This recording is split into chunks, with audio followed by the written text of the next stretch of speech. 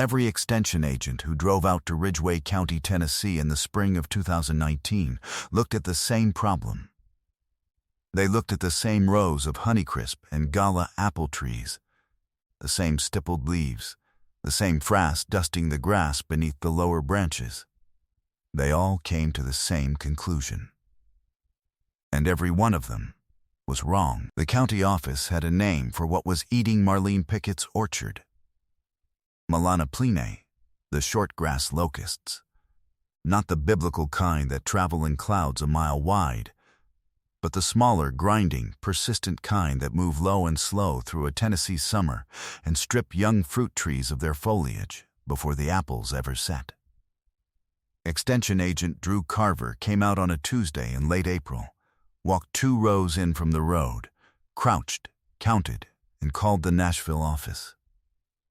He told Marlene she was looking at roughly 60 to 90 nymphs per square yard. He told her the threshold for intervention was 8. He told her she needed to spray. Marlene Pickett listened to Drew Carver the way a woman who has listened to a lot of wrong people for a long time listens. Politely, without changing her face. She thanked him and walked him to his truck. Then she went in the house and made 3 phone calls. That part matters. It matters because of what those calls were about, and because nobody who saw what happened next, not Drew Carver, not her neighbors along Stony Fork Road, not the man from the agricultural co-op who had been selling her fertilizer for 9 years, would have been able to guess what she was planning, even if she'd told them in plain English. Stories like this don't get told much anymore. If you grew up around people who worked with their hands and didn't say much about it, hit subscribe. We're going to keep telling them as long as you keep watching. Stony Fork Road sits in the northwest corner of Ridgway County, about 11 miles from the town of Clarksville, Tennessee. The road is gravel. It narrows at a creek crossing that floods in February and again in May. And every farm on that road has learned to plan around the flooding the way you plan around a difficult relative. You don't fight it, you work around it, and you build your calendar accordingly. Marlene Pickett's orchard, 17 acres of apple trees planted in 2011 on the slope her grandfather had called the Sunny Hill, sat on the high side of that crossing, which is one of the reasons she chose it for fruit trees in the first place. High ground drains fast. Fast drainage means fewer fungal problems. Fewer fungal problems means less spraying. She had thought about this for 3 years before she put the first tree in the ground. In April of 2019, the orchard was 8 years old. The trees were mature enough to produce a real crop, maybe the first crop she'd actually be able to take to market in volume. She had talked to a packing house in Springfield. She had priced crates. She had done the math. At 300 bushels per acre across 12 producing acres, at $14 a bushel from the packing house, she was looking at $50,400 gross if everything held. Not a fortune, but enough. Enough to pay off the equipment loan she'd taken in 2016, put something aside for the well she needed to re-drill on the east side, and maybe have a season that felt like the orchard was working the way she'd planned when she was 44 years old and first drove stakes into that hillside. The locusts arrived in the 3rd week of April. Bob Ashby, who farms row crops 3/4 of a mile east on Stony Fork Road, and who has never been accused of dramatizing anything, said later that he could hear the sound of them before he could see them, a low, continuous dry paper sound, like nothing he'd heard in 40 years of farming that ground. He was driving his Case ETI 8230 combine back from the machine shed when he slowed to listen. He rolled down the window and sat there for a minute, with the engine idling. He didn't know exactly what he was hearing. He kept going. It was the kind of thing you file away and don't think much about until later. And Bob Ashby thought about it quite a bit later. Drew Carver drove out on Tuesday, April 22nd. He was at Marlene's place by 9 in the morning. He had a clipboard, a hand lens, and what she later described as the expression of a man who already knows what he's going to say before he looks at the thing. He walked 2 rows in from the road, crouched down near a tree base, used the hand lens, and did his count. 60 to 90 nymphs per square yard, as he told her. The state threshold for economic intervention was 8. At 12 times the threshold, he was not going to recommend waiting. The pyrethroid he recommended was legal for use on registered apple orchards and wouldn't show up in the fruit if applied 6 weeks before harvest. He had the application window.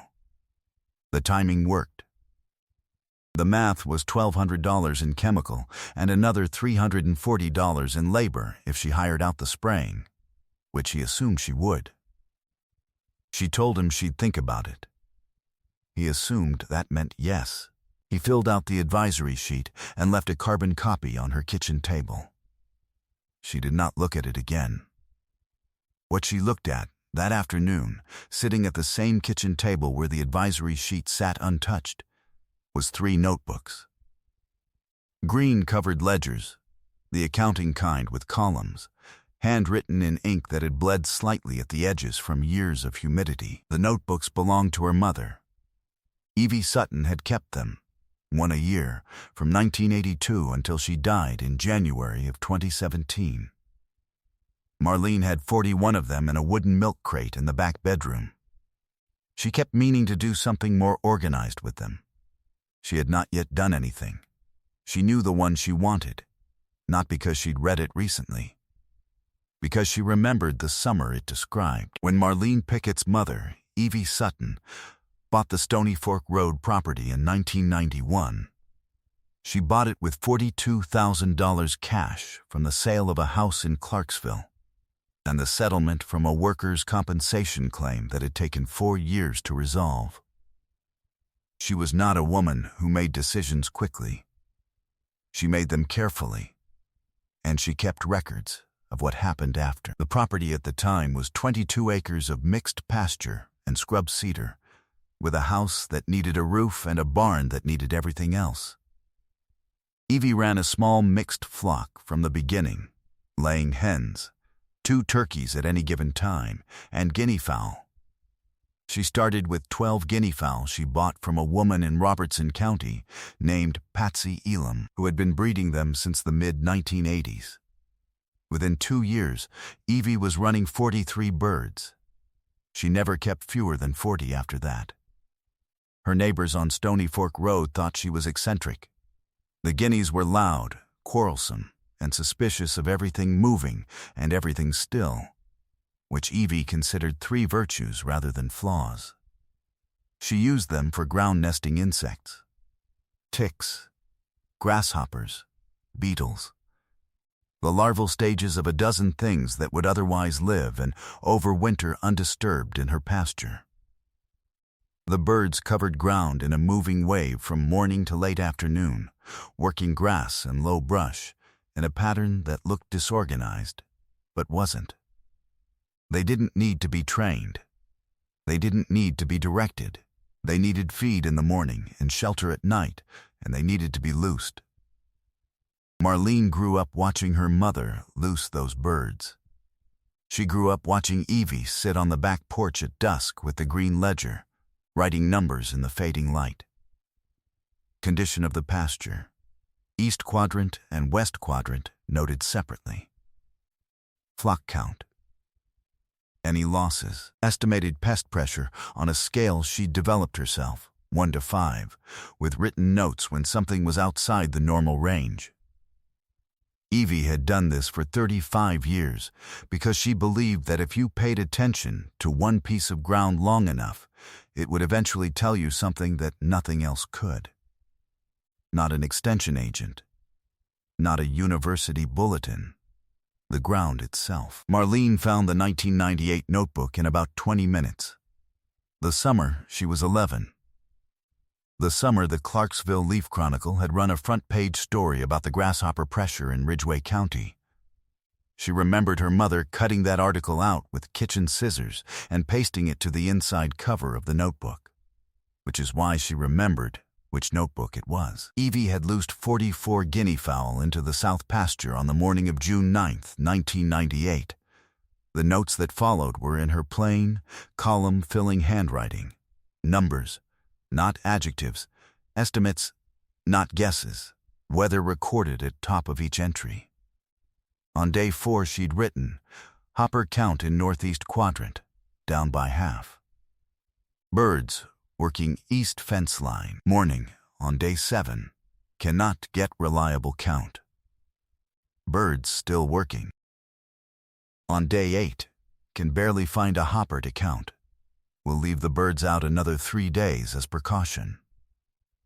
At the bottom of the 11-day record there was a note written slightly larger than the rest, the way a person writes something they want to be able to find again.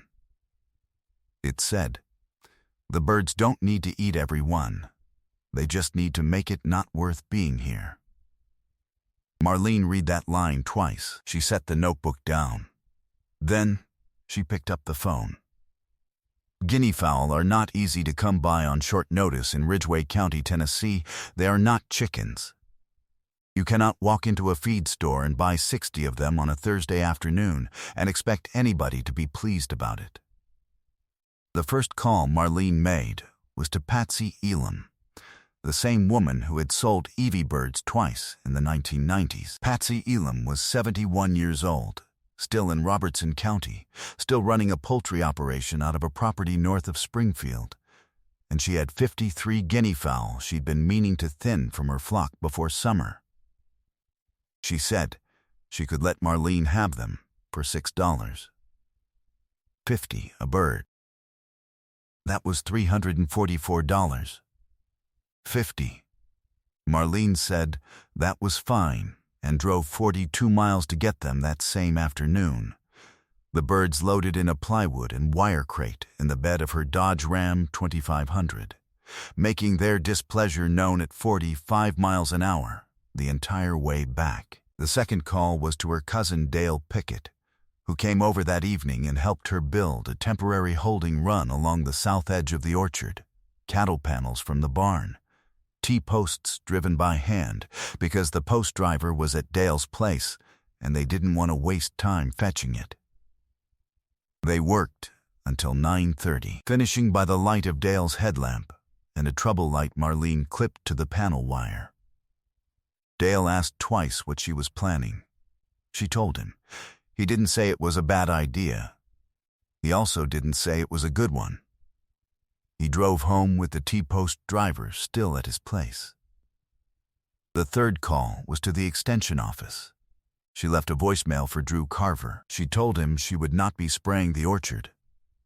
She told him what she was going to do instead and why. She told him briefly because she wasn't interested in arguing about it over voicemail. Drew Carver did not call back.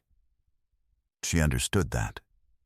She loosed the 53 birds from Patsy Elam's place, along with 7 of her own that she had kept from her mother's original strain. Birds she'd been running for 2 years in the side pasture.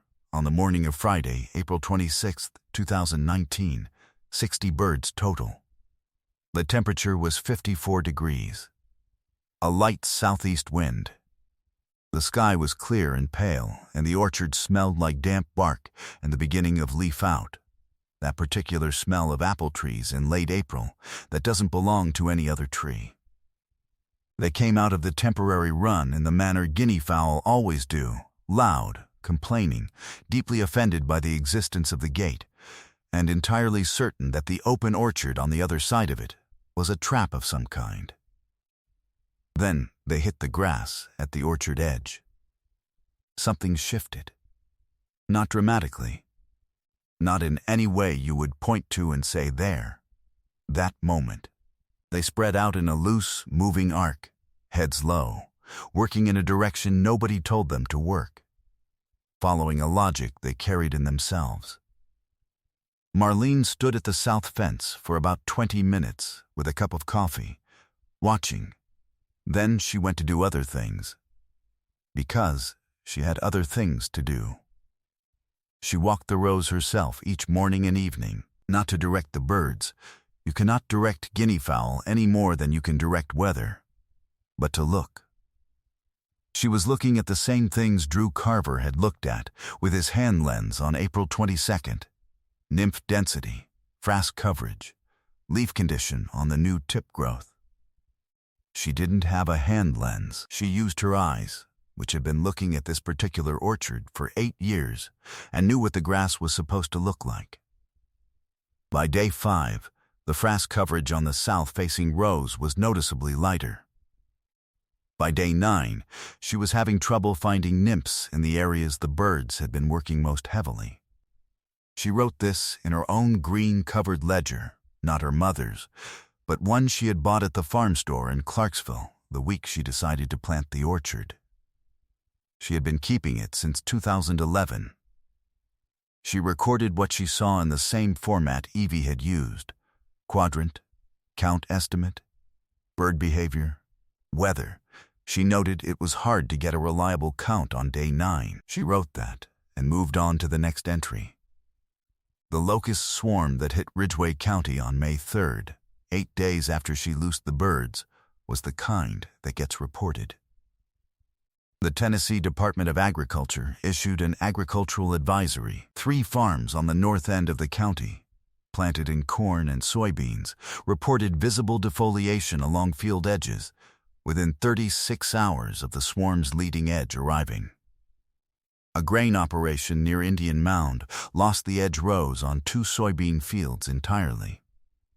Drew Carver spent most of that week driving between farms on his county route, advising on spray schedules, helping growers fill out the paperwork for the Emergency Pest Assistance Program the state had opened the previous year. He was busy. He had a lot of farms on his route, and not all of them had acted as quickly as they should have. He drove past the picket orchard on May 5th. He did not stop. He wasn't sure what he'd seen, and he didn't have time to stop and figure it out. He stopped on May 8th. What he saw, walking those same 2 rows in from the road, was an orchard that looked like it had been treated. The locust pressure was not 0. You don't get to 0. Not in a 17-acre orchard in a county that had just taken a direct hit from a documented swarm. But it was low in a way that was hard to account for. The frass he'd observed in late April was gone from the grass in the areas closest to the south run. The leaf stippling on the Honeycrisp tip growth had not progressed. And moving through the rows in a loose, unhurried, self-directed company, not alarmed by him at all, were 60 guinea fowl working the ground between the trees with the same flat-headed, deliberate sweep they'd been running for 12 days. Drew Carver stood in the orchard for a while. He is not, by the account of people who know him well, a man who processes being wrong at any particular speed. But he is a fair man. He called Marlene from inside the orchard. She didn't answer. He left a voicemail. He said he'd been out to look. He said he didn't know what he'd expected. He said he had been wrong, and he would like to come back out to look more carefully at what she had going. He did come back. 3 days later, on May 11th, with a graduate student from the University of Tennessee Extension Program and a department coordinator from the Nashville office whose name Marlene did not catch and did not write down. The 3 of them walked the full orchard. They took notes. The graduate student, a young woman named Claire, who kept apologizing for asking so many questions, wanted to understand the flock density per acre, the daily ranging pattern, whether Marlene had used any supplemental feed to influence where the birds worked. Marlene told her no supplemental feed.